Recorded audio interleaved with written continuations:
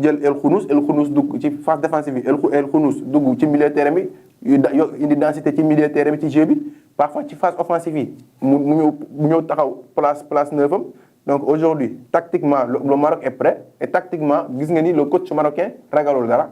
parce que déjà moom la wax. voilà Maroc dañuy gis ne amul benn complexe bu mu wane ci match diggante moom Brésil. néew fi di sóoraale Brésil néew fi naan Brésil mi mooma man wala manuma dafa ñëw imposer son jeu.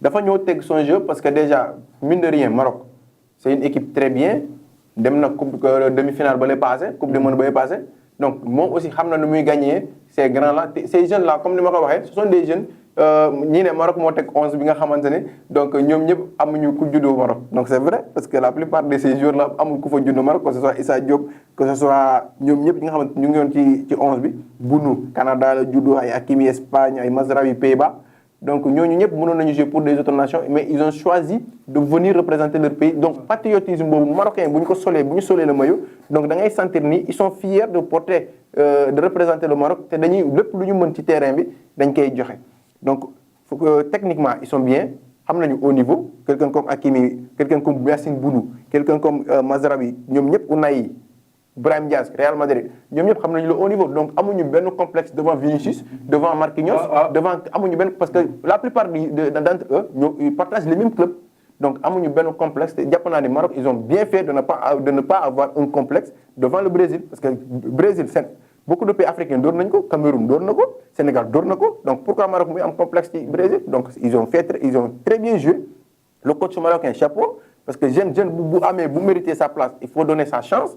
Donc aujourd'hui le Maroc je pense que le coach aujourd'hui regretté wul benn yoon son choix de mettre ki nga xamante ne un jeune de 18 ans ci milieu de terrain parce que c'était le meilleur joueur du côté marocain ki nga xamante ne mooy Boadi donc je pense que moo nekkoon le meilleur joueur marocain ci match boobu contre le Brésil te Brésil bii ni ma ko gisee vraiment.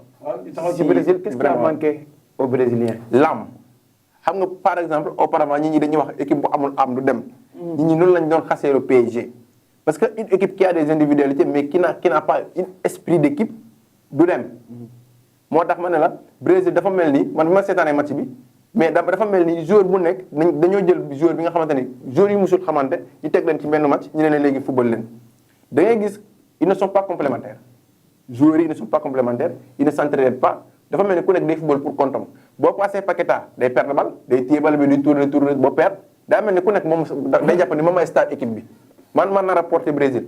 Guimarães pour un milieu de terrain day libéré bal bi gis naa benn action bi nga xamante ni sax Neymar ci pause fraîcheur bi Neymar dafa il a crié sur lui ne ko libéral bal bi boo kiiyee da ngay libéré bal bi te gis nañ ne après par la suite ñi am na bal bi passe Vinicius libéré teel a libéré bal bi parce que loolu mooy permettre à tes attaquants nekk un contre ci latéral yi passe Vinicius nekk un contre un décroché enroulé bal bi 1-1.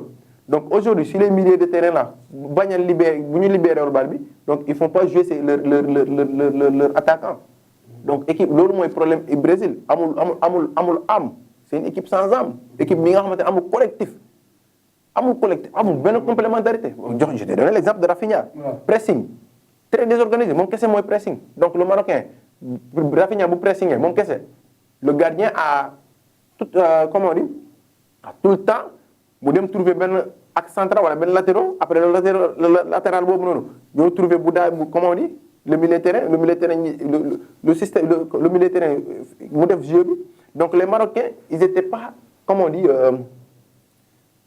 ils étaient en liberté ci ginnaaw dañoo amoon benn liberté pour construire le jeu à partir de derrière. ba pare seen latéral dañuy monter. voilà te latéral dañuy monter. parce que xoolal Paqueta du défendre. Paqueta du défendre. dañoo am liberté. Vinicius A2 même si Vinicius A2 lañ ko daan jëlee Paqueta défendre dafa mel ni nekkul woon foofu noonu Rafinha peut-être dafa dellu si blessure il n'est pas aussi en forme mais aussi dañuy wax Carlo Ancelotti mu teg ay ñoom Martinelli parce que ay joueurs ce sont des joueurs qui ont vraiment compéti presque toute la saison.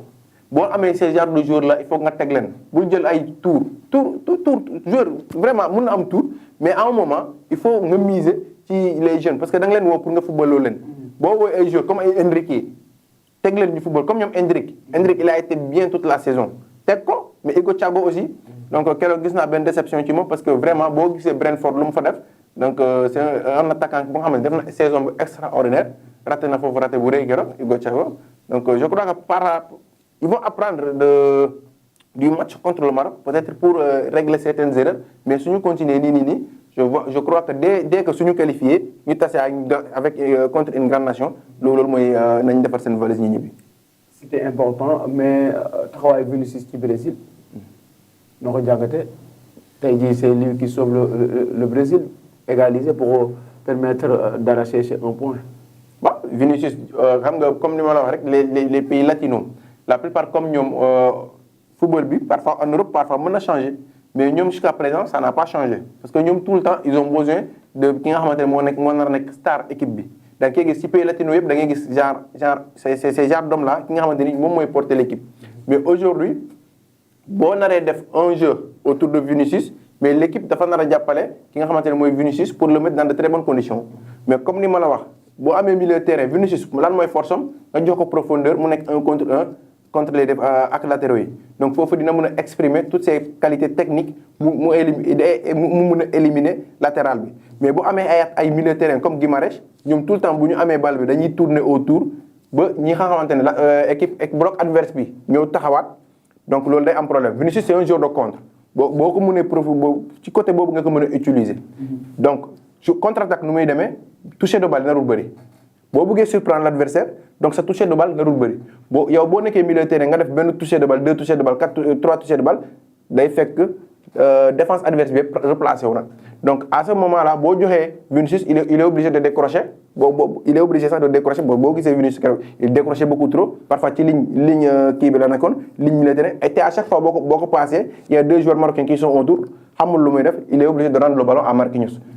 Gisna schéma plus de 10 fois ci match bi. Donc da ngay gis Vinicius, il n'était pas defuñu ko mettre en lumière. Donc milieu de terrain bi mettre ñu ko en lumière de par les passes. Motax mané la Neymar mo bax ci Brésil bi parce que Neymar c'est quelqu'un qui nga xamanteni dafa am lecture de jeu.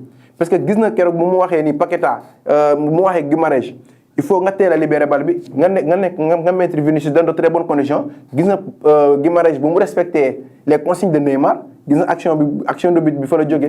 Donc Neymar dafa même si mag la, mais je pense que Neymar bu mëne football dina mëna indi ben jeu autour de lui té Vinicius dina mëna libre.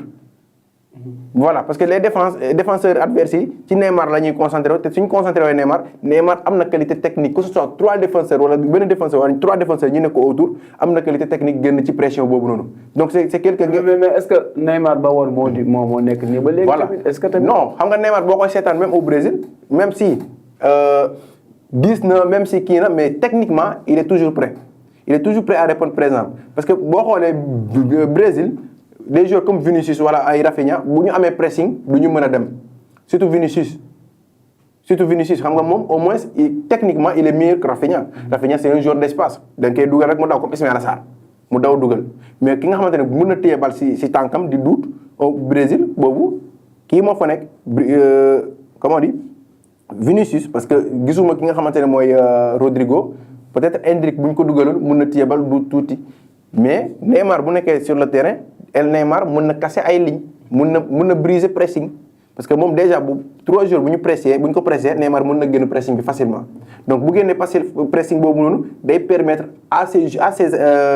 day permettre mu projeter directement jeu bi vers Vinicius wala vers Rafinha té ñi nek dans de meilleures conditions parce que Neymar buñu presser ci mom soit bu éliminer ben wala 2 défenseurs lu ci dess encore du bari quoi. Amna solo. Maintenant li dess moy ñu waxtané suñu équipe nationale. Suba lañuy jakarlo ak ñu nak France.